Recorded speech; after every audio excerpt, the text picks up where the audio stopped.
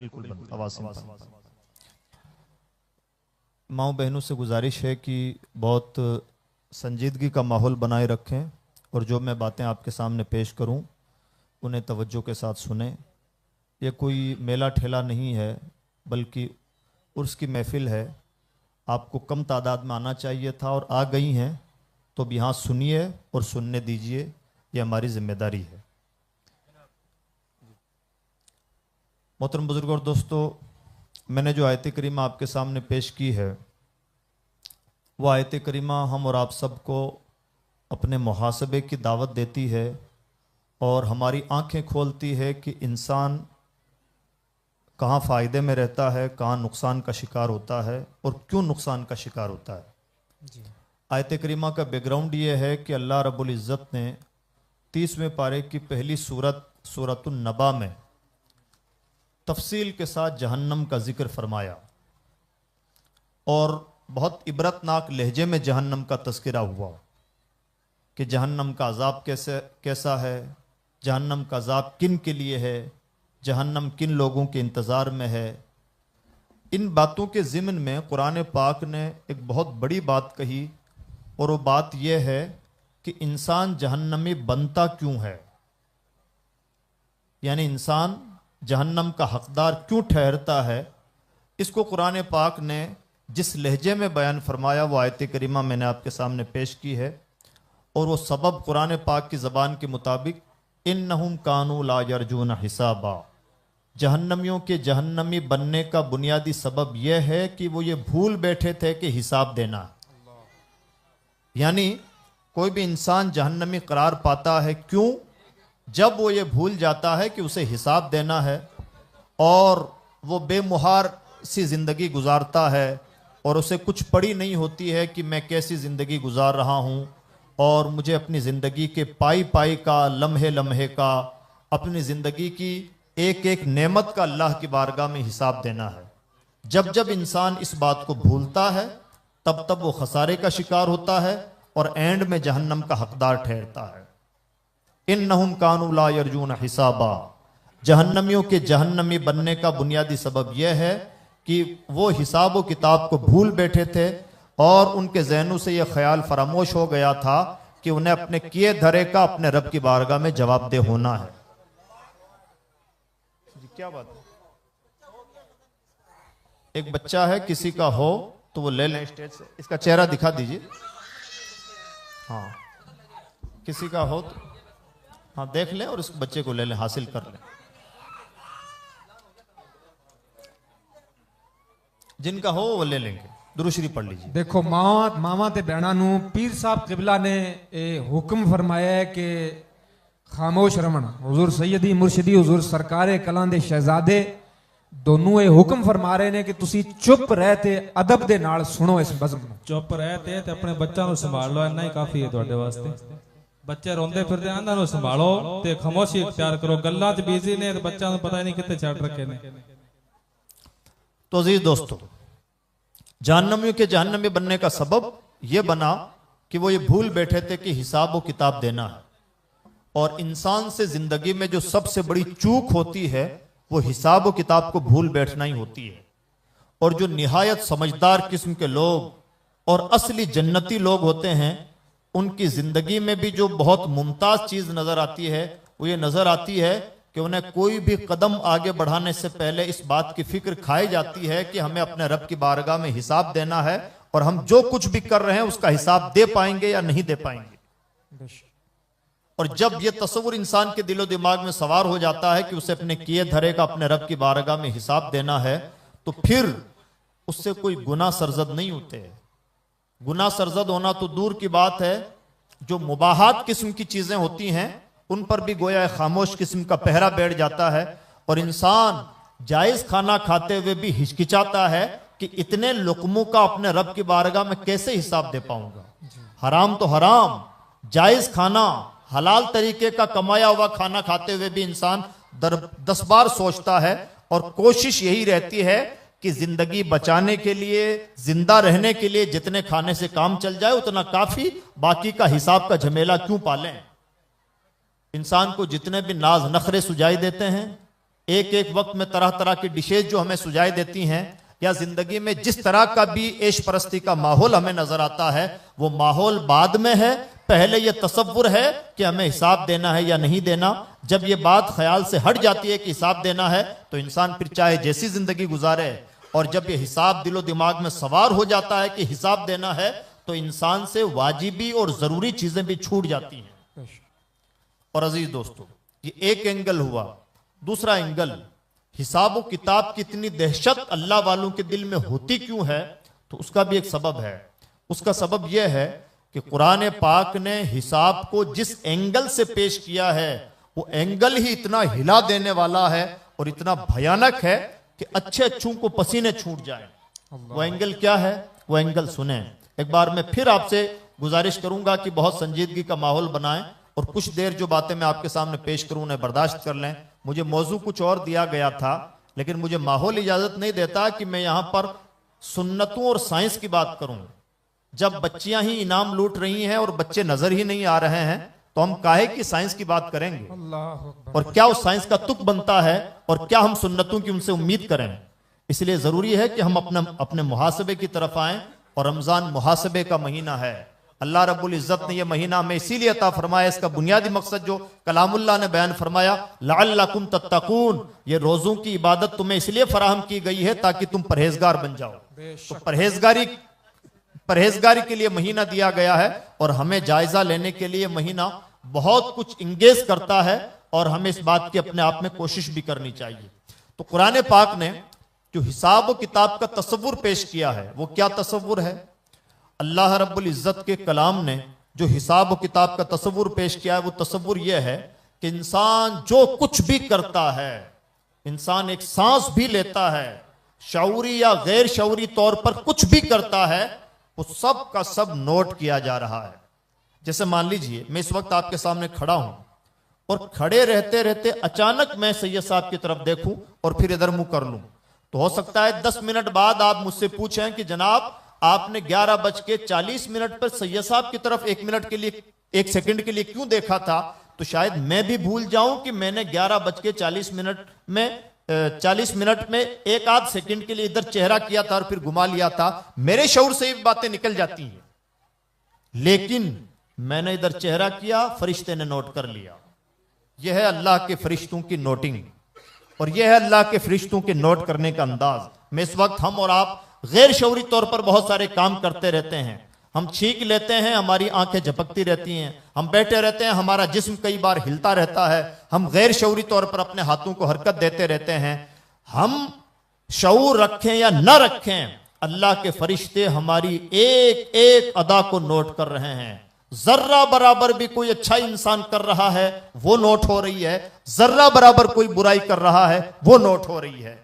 और नोट होने का अंदाज इतना अहम है कि कल कयामत के दिन इंसान जब अपने नामाए आमाल में इतना बड़ा रजिस्टर देखेगा और एक एक चीज, एक एक अदा को देखेगा, तो वो हैरत के साथ कहेगा, मा लिहादल किताब ला युगादिरु सगीरतन वला कबीरतन इल्ला अहसाहा।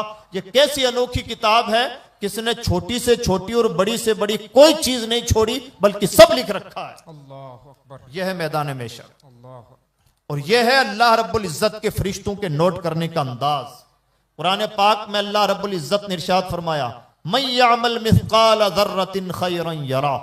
जर्रा बराबर अगर किसी ने कोई भला काम किया है, जर्रा बराबर, लफ्ज ही जर्रा इस्तेमाल हुआ, जर्रा बराबर अगर कोई भला काम इंसान ने किया है तो उसे भी इंसान अपने सामने देखेगा, और जर्रा बराबर बुराई इंसान से सरजद हुई है, वो बुराई भी सामने धरी होगी।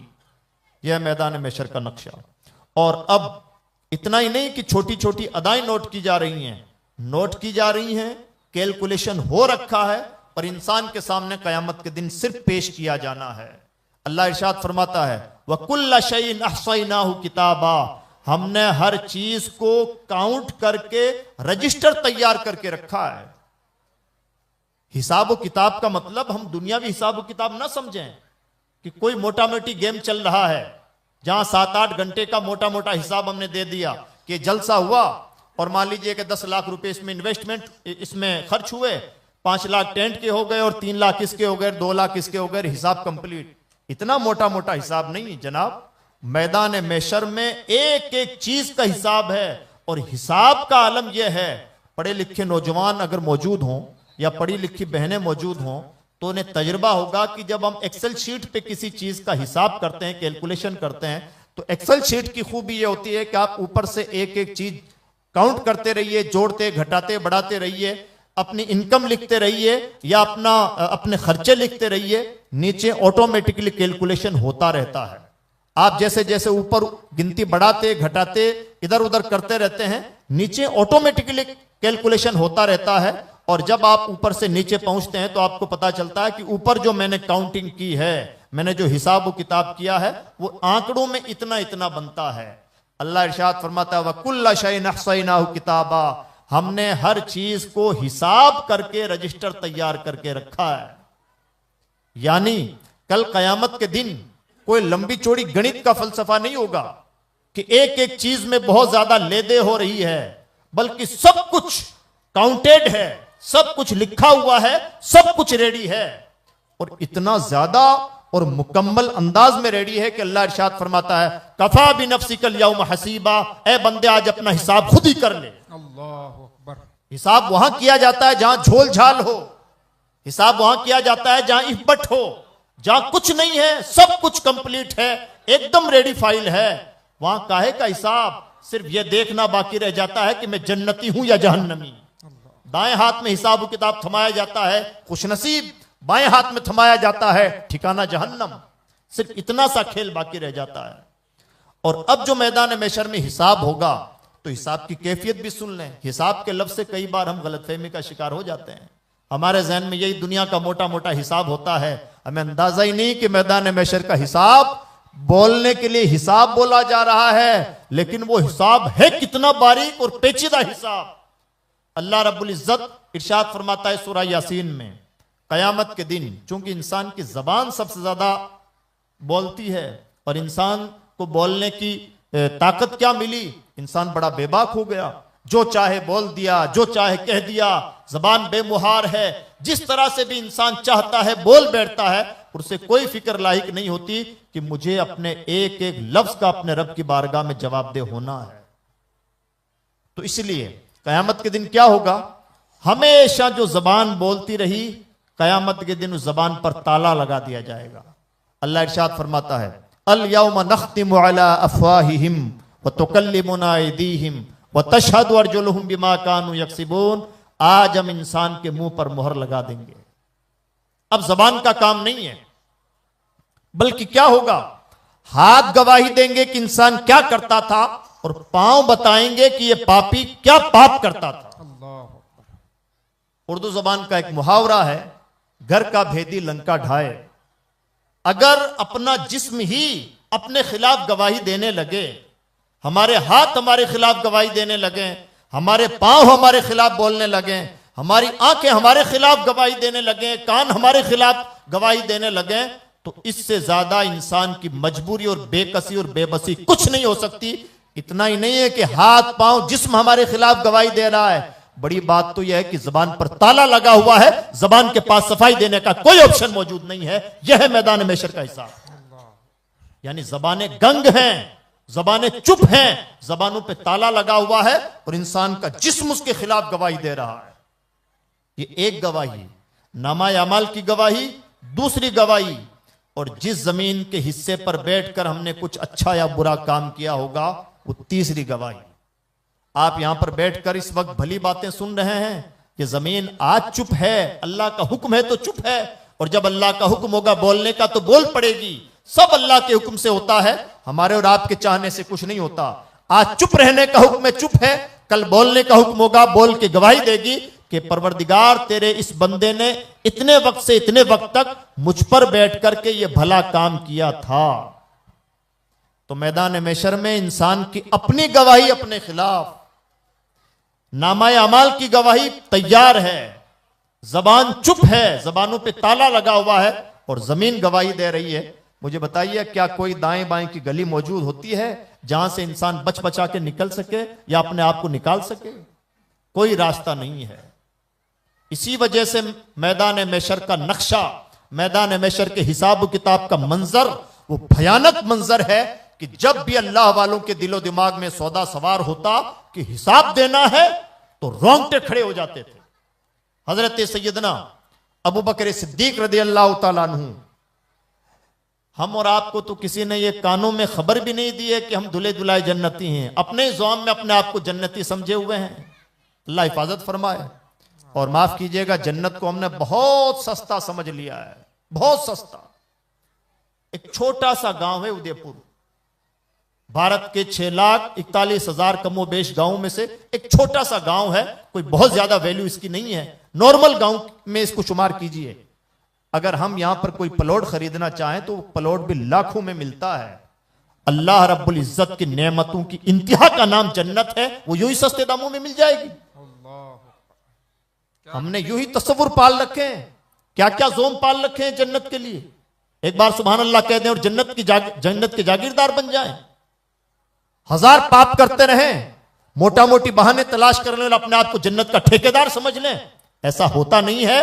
कुरान पाक ने कभी भी जन्नतें रेवड़ियों की तरह यूं नहीं तकसीम फरमाई हैं, बल्कि कुरान पाक ने बार बार जहन्नम को पेश फरमाया है।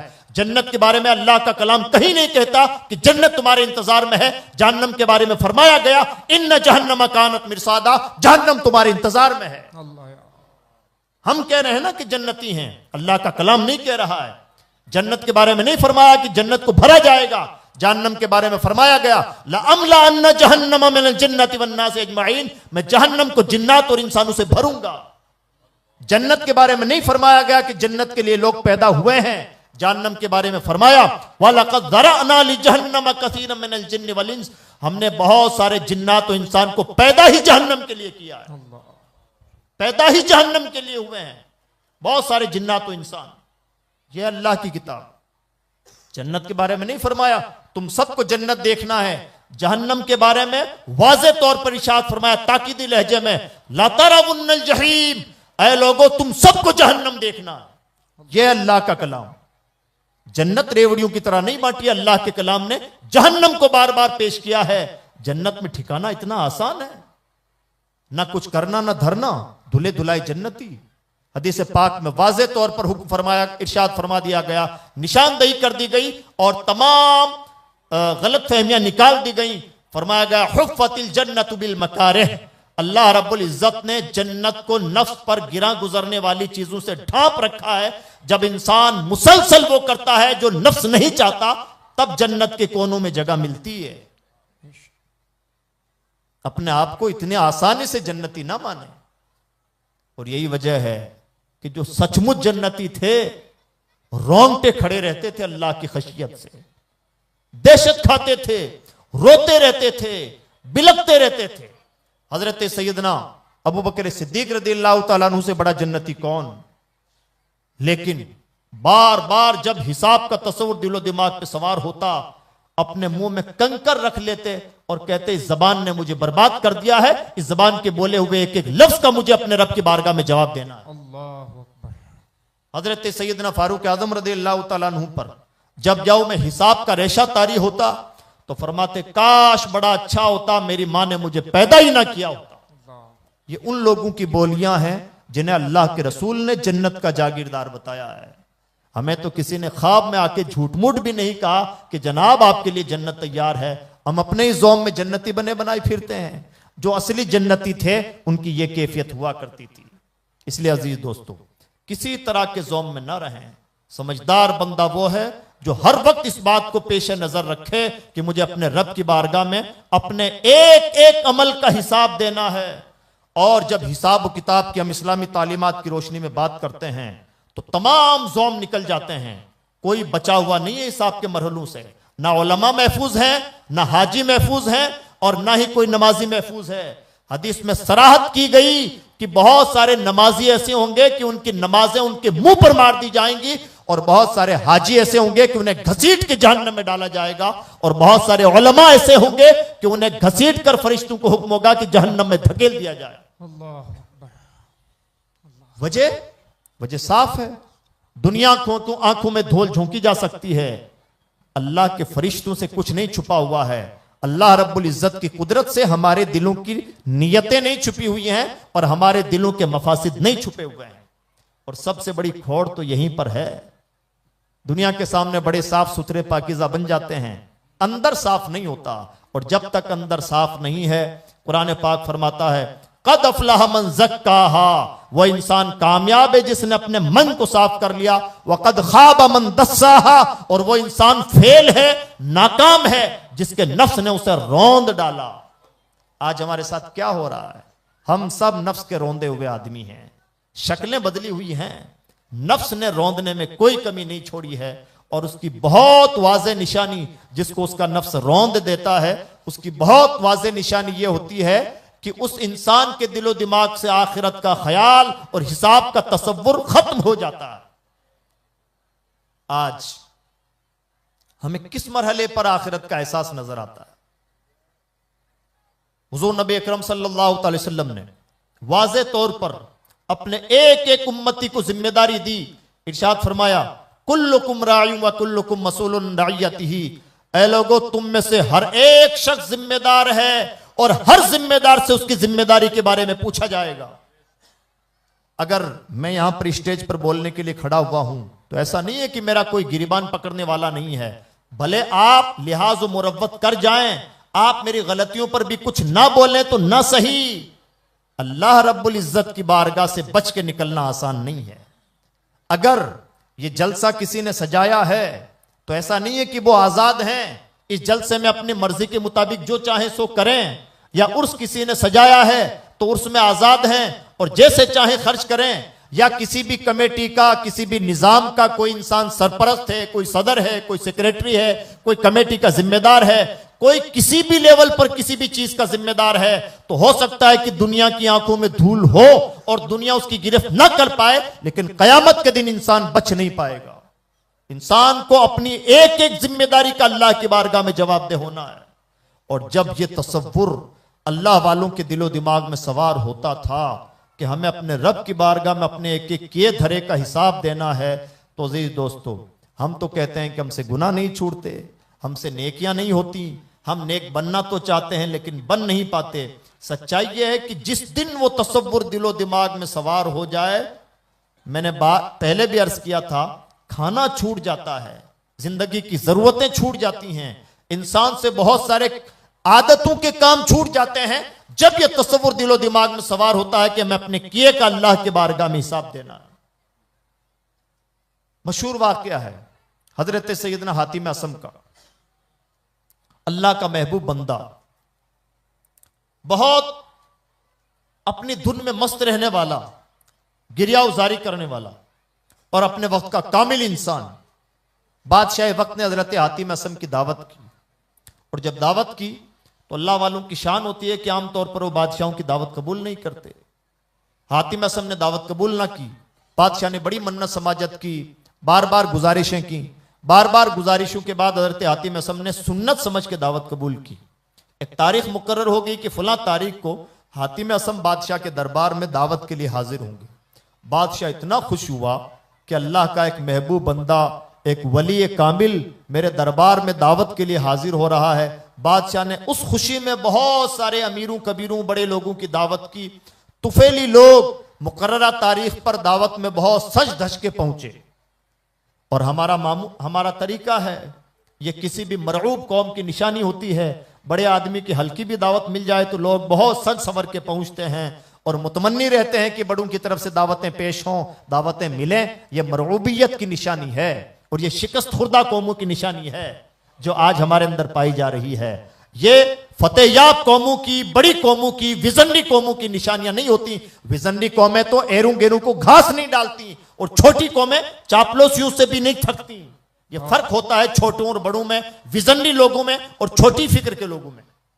हातिम असम की दावत की खुशी में बादशाह ने तुफैली तौर पर जिन लोगों की दावत की थी, वो तुफैली लोग बहुत सज संवर के दावत में पहुंचे। हातिम असम भी अपने वादे के मुताबिक दावत में पहुंचे। जब दावत में पहुंचे तो जहां दरबारियों के जूते उतारे जाते थे, हजरत हातिम असम वहीं कहीं पीछे बैठ गए। बादशाह ने शाही बैठकों का इंतजाम किया, शाही मसनदें लगाई गई, गांव तकिए लगाए गए। तमाम लोगों के लिए नाम बनाम, ओहदा बहोदा मसनदें सजाई हुई थी, शाही बैठकें बनी हुई थी। लेकिन हातिम असम रहमतुल्लाह ताला अलैह जिनको दूल्हा बन के इस महफिल में बैठना था, वो वहां पर बैठे जहां जूते उतारे जाते थे। तो बादशाह के कारिंदे हाजिर हुए और कहने लगे हुजूर आपकी बैठक वहां है। हातिम असम कहने लगे फकीर ने जहां पर डेरा डाल दिया वही फकीर की बैठक, वही फकीर का ठिकाना, और अब फकीर को इस जगह से ना उठाया जाए। बात कारिंदों ने बादशाह तक बात पहुंचाई तो कहा बादशाह सलामत, आपके असल मेहमान तो वहां पर बैठे हुए हैं जहां जूते उतारे जाते हैं। बादशाह दौड़ा दो वो हाजिर हुआ और कहने लगा हुजूर हमने आपके लिए शाही बैठक का इंतजाम किया है, आपको वहां तशरीफ फरमा होना है। हजरत हातिम असम ने कहा बादशाह फकीरों का काम नहीं कि शाही बैठकों पर बैठे हैं, फकीरों का तो यह भी काम नहीं कि बादशाहों के दरबार में हाजिर हों, लेकिन तुम्हारी मन्नत समाजत की वजह से मैंने तुम्हारी दावत कबूल कर ली, अब इतना बहुत है, इससे ज्यादा मुझे वहां पर ना बिठाया जाए जहां मैं ना बैठना चाहूं और मुझे वो ना खिलाया जाए जो मैं ना खाना चाहूं। बादशाह आजिज हो गया फकीर का तेवर देख करके। बादशाह अपनी मसनद पे जा बैठा, दूसरे लोग शाही दस्तरखान सज गए और हातिम असम के लिए वही दस्तरखान सज गया जहां पर आप बैठे हुए थे। जब खाने का वक्त हुआ तमाम लोग शाही दावतें उड़ाने लगे। हजरत हातिम असम रहमतुल्लाह ताला अलैह के जब खाने का वक्त हुआ तो आपने अपनी थैली से रोटी की सूखे हुए टुकड़े निकाले, एक गिलास पानी में डुबोया और उन्हें चबाने लगे। तो बादशाह के कारिंदों ने खबर पहुंचाई हुजूर वो तो उस खाने में से खा ही नहीं रहे हैं, शाही खाने में से जो आपने उनके लिए इंतजाम किया है, वो तो अपनी थैली में से रोटी का टुकड़ा निकाल करके उसको पानी में डुबो के खा रहे हैं। बादशाह फिर हाजिर हुआ और कहने लगा हुजूर ये आपने कैसी दावत कबूल की, ना वहां बैठ रहे हैं जहां बैठना चाहिए था, ना वो खा रहे हैं जो खाना चाहिए था।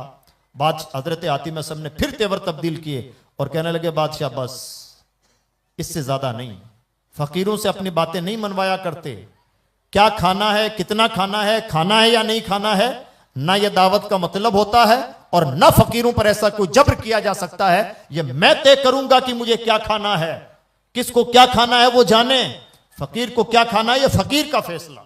जब तेवर तब्दील देखे तो बादशाह फिर आजिज हो गया। बादशाह फिर एंड में बादशाह ने अपने दिल को इसी बात पर तसल्ली दे ली कि और कुछ ना सही, अल्लाह का बंदा मेरे दरबार में हाजिर तो हुआ, यही उनका एहसान सही।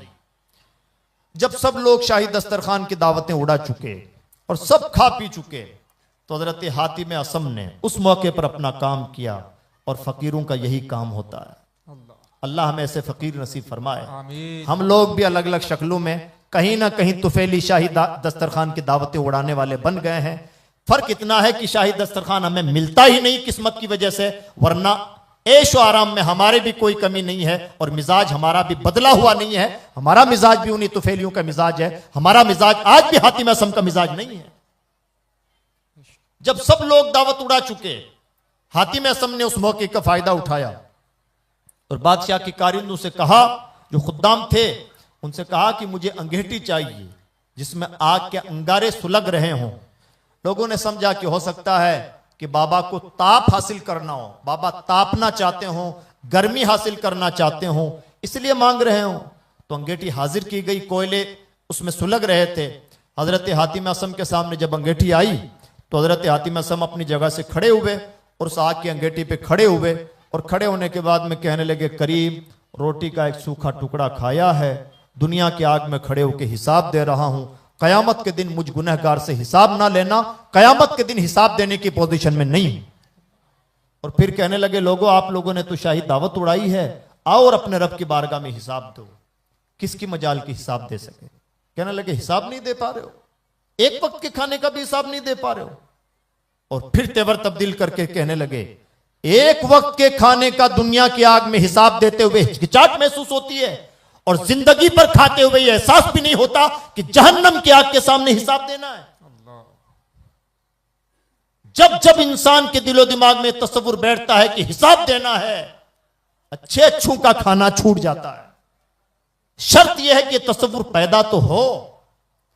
अभी हमारी जिंदगी का सबसे बड़ा प्रॉब्लम यह है कि हम तूले अमल के शिकार हैं। हम ये मान के चल रहे हैं कि गोया अभी 200 साल जीना है और कब सुबह टपक जाए कानो कान खबर नहीं होती।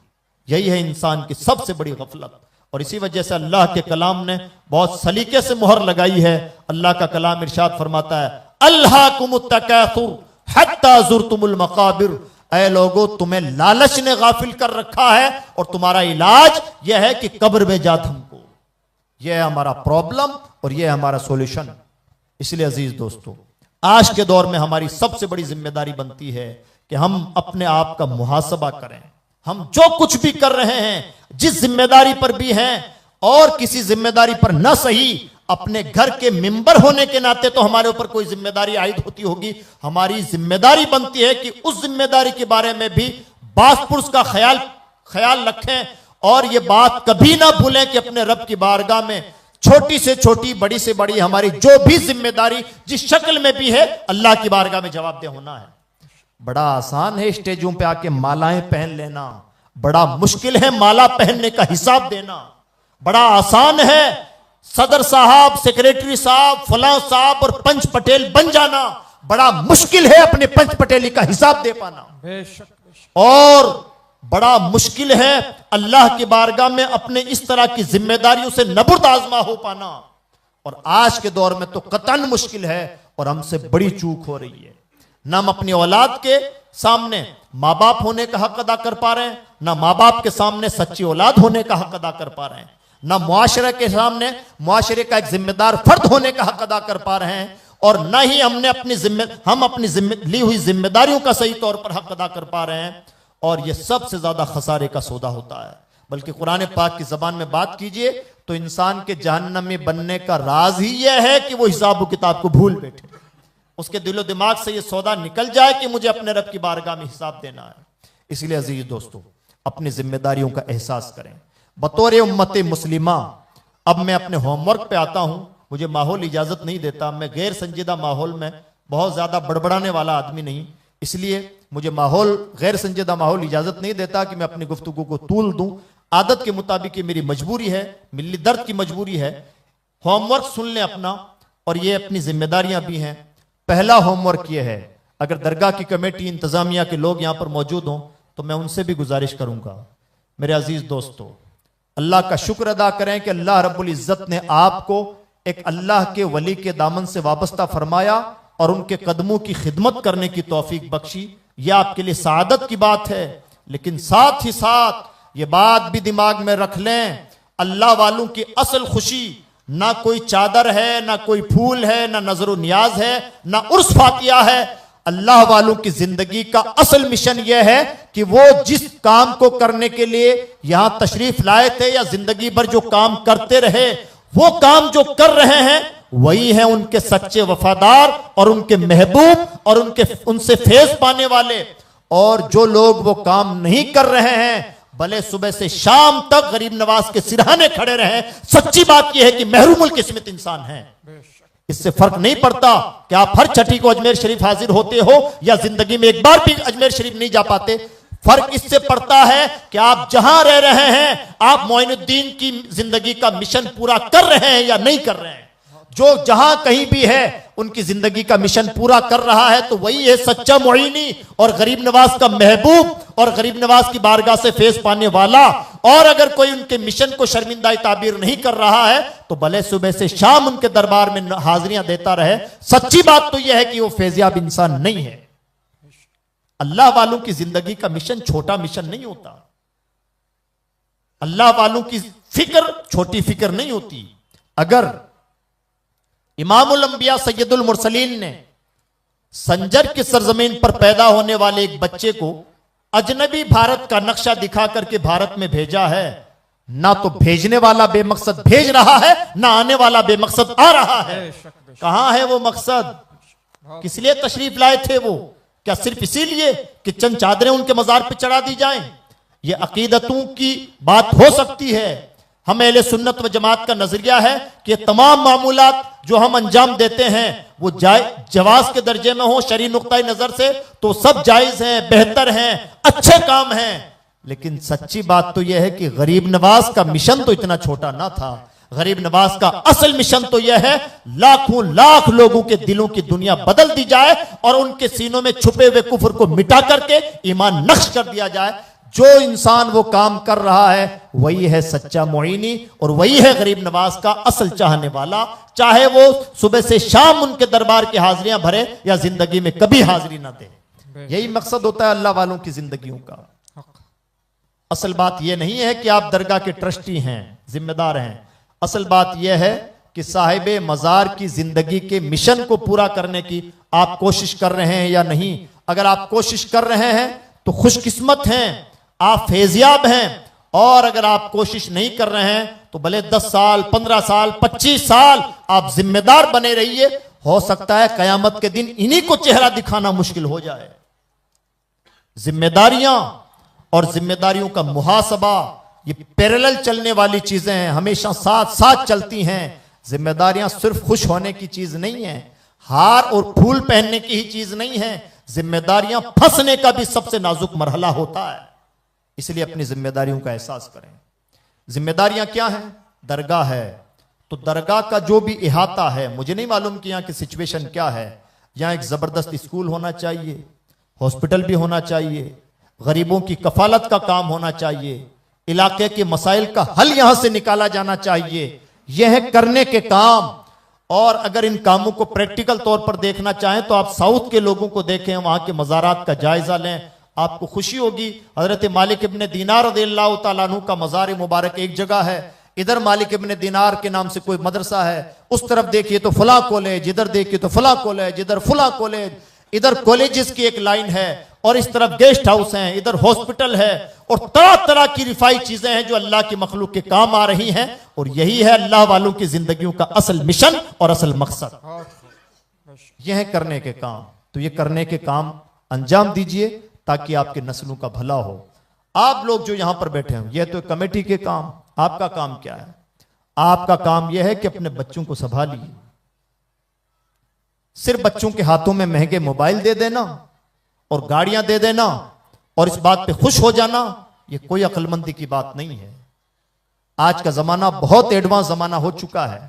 आज हम अपने वजूद की भी कीमत चुका रहे हैं, और इन हालात में भी अगर हमने अपने आप को संभाला ना दिया, हमने अपनी जिम्मेदारियों का एहसास ना किया और अपनी रविश तब्दील ना की, आने वाला जमाना कयामत का जमाना है। मुश्किल होता जा रहा है इतना ओपनली बातें कर पाना, मुश्किल होता जा रहा है इस शिनाख्त के साथ सफर कर पाना, मुश्किल होता जा रहा है कहीं पर अपना नाम हामिद बताना। और इन नाजुक हालात में भी हम तरह तरह की गलतफहमियों का शिकार हैं और लायानी कामों में उलझे हुए हैं।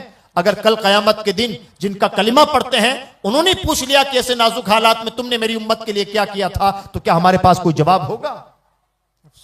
और ये हम सब की जिम्मेदारी है, चाहे अहले स्टेज हो या आवाम हो। हम अहले स्टेज भी हजरत हुजूर के मरहलों से जरा नीचे आने की कोशिश करें। हम भी बहुत नॉन प्रैक्टिकल हो गए हैं और उसका बदतरीन खमियाजा भुगत रहे हैं। कब अच्छे अच्छे लोग कब्रों में जा धमक रहे हैं, हमारा वजूद भी कोई माना खेज वजूद नहीं रहा है। हम अपनी जान में ही बड़े बने हुए हैं। सच्चाई यह है कि ना हमारे पास बड़ापन है, ना हमारी मिल्लत के पास बड़ापन है। इसलिए हमें भी बहुत प्रैक्टिकल होने की जरूरत है। हर कौम प्रैक्टिकल हो गई है, हर कौम आगे से आगे के मंसूबे बना रही है, और हम आज भी जाने किस तरह के ज़ौम में अपनी जिंदगियां गुजार रहे हैं। इसलिए अजीज दोस्तों, अपने बच्चों की तालीम पर बहुत फोकस कीजिए, अपने बच्चों की तरबियत पर बहुत सीरियसली फोकस कीजिए, अपने बच्चों की काउंसलिंग करवाइए, अपने बच्चों के टैलेंट पुलिंग कीजिए। और बच्चे स्कूल में तालीम हासिल कर रहे हैं तो स्कूल के दौरान ही उनकी काउंसलिंग करवाइए, ताकि आगे के कामयाब मैदानों में बच्चों को डाला जा सके। बच्चे मदरसे में पढ़ रहे हैं तो क्वालिटी एजुकेशन दीजिए, मदरसों को भी डेवलप कीजिए, स्कूलों के अंदर भी क्वालिटी पैदा कीजिए। और जितना ज्यादा पैसा आप तालीम के नाम पर खर्च कर सकते हैं, तालीम के नाम पर खर्च कीजिए, ना शादी ब्याह के नाम पर, ना मकानों के नाम पर, ना गाड़ियों के नाम पर, ना ही जलसों के नाम पर, ना ही मस्जिदों के नाम पर। असल काम वो नहीं है। मस्जिदें भी सादा हो, मदरसे भी सादा हो, जलसे भी सादा हो, उर्स भी और मैयत की रस्में भी सादा हो। निहायत तेजी जिन चीजों में नजर आनी चाहिए थी, कीमत जिन चीजों में नजर आनी चाहिए, वो सिर्फ और सिर्फ तालीम और तरबियत होना चाहिए। यह समझदार कौमों की निशानी।